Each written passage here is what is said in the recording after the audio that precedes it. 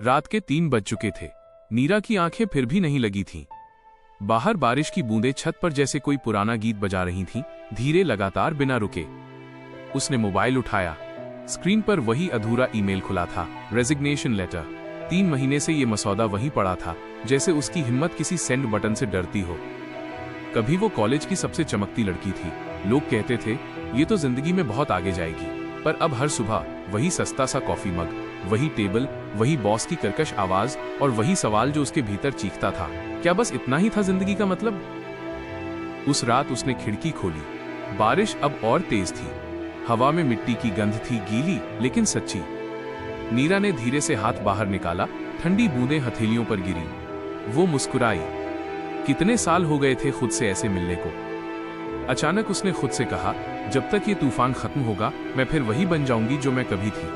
फिर रुककर सोचा, या शायद तूफान कभी खत्म ही नहीं होते। वो बाहर निकल आई। पैरों के नीचे पानी जमा था, लेकिन उसे अब परवाह नहीं थी। बारिश उसके बालों में उलझ गई थी, कपड़े भीग गए थे, पर उसके चेहरे पर एक अलग ही चमक थी। उसने अपने पुराने डांस स्टेप्स याद करने शुरू किए। धीरे धीरे, जैसे हर कदम के साथ डर धुल रहा हो। पहले शर्म, फिर हंसी, फिर पूरी आजादी।